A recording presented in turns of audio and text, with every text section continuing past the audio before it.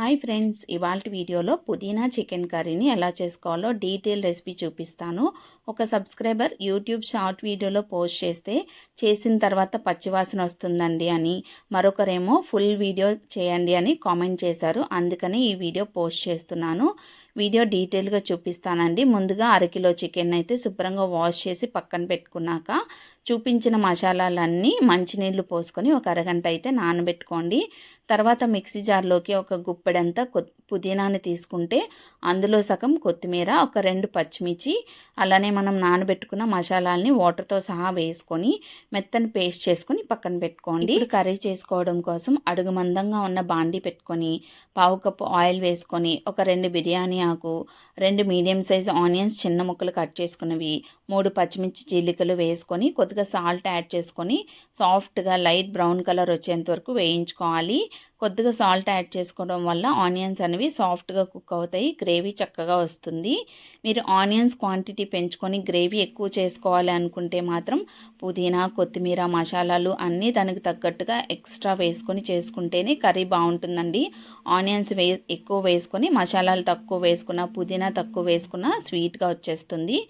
Onions వేగిన తర్వాత దానిలోకి 2 టేబుల్ స్పూన్ల అల్లం వెల్లుల్లి పేస్ట్ వేసి పచ్చివాసన పోయేంత వరకు వేయించుకున్న తర్వాత చికెన్ని వేసుకొని కొద్దిగా ఉప్పు, పసుపు యాడ్ చేసుకొని మూత పెట్టేసుకొని మంటని లో టు మీడియం ఫ్లేమ్ మధ్యలో, అంటే లో ఫ్లేమ్కి కాస్త ఎక్కువ, మీడియం ఫ్లేమ్కి కాస్త తక్కువ పెట్టుకుంటే చికెన్ నుంచి నీరు వదులుతుంది. ఆ చికెన్ నుంచి వచ్చిన వాటర్ అంతా ఎగిరిపోయి ఆయిల్ పైకి తేలేంత వరకు మూత పెట్టుకొని మధ్య మధ్యలో కలుపుకుంటూ కుక్ చేసుకున్న తర్వాత దానిలోకి తినే కారాన్ని బట్టి కారం యాడ్ చేసుకోవాలి. కారం అనేది కాస్త ఎక్కువే పడుతుందండి ఆకుకూర వేసినప్పుడు. మీరు తినే స్పైస్ని బట్టి వేసుకున్నాక 1 నిమిషం పాటు ఫ్రై చేసుకోండి. కారం వేసుకున్నాక కూడా ఫ్రై చేసుకొని ఆ తర్వాత మనం తయారు చేసి పెట్టుకున్న పుదీనా మసాలాల పేస్ట్ వేసుకున్నాక చాలా నిదానంగా మధ్య మధ్యలో కలుపుకుంటూ అడుగు మాడిపోకుండా మూత పెట్టుకొని మనం 10 నుంచి 15 నిమిషాలు కుక్ చేసుకోవాలండి. ఇది రంగు మారి మసాలాలు ఈ విధంగా పచ్చివాసన పోయి మంచి అరోమా వచ్చినంత వరకు కుక్ చేసుకోవాలి. అప్పుడే మనకి కూర అనేది మసాలాలు పచ్చివాసన రాకుండా మంచి టేస్టీగా వస్తుంది. షార్ట్ వీడియోలో పోస్ట్ చేసినప్పుడు చాలామంది అడిగారు పచ్చివాసన వస్తుందండి అని. పచ్చివాసన ఎందుకు వస్తుంది అంటే మనం వేసుకునేవి పుదీనా, కొత్తిమీర పేస్ట్ పచ్చివి రుబ్బు వేసుకుంటాం కాబట్టి ఆ మసాలాలు మంచిగా వేగేంత వరకు కుక్ చేసుకోకపోతే కర్రీ చేసుకున్నాక కూడా పచ్చివాసన వస్తుందండి.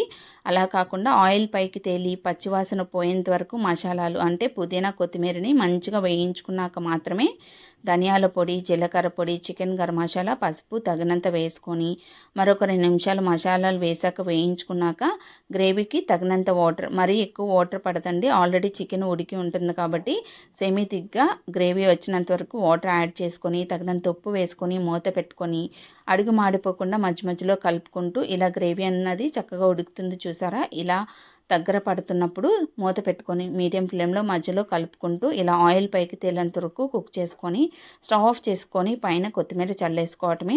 అంతేనండి, సూపర్ టేస్టీగా ఉంటుంది. మీ డౌట్స్ అన్నీ క్లియర్ అయ్యాయి అని అనుకుంటున్నాను.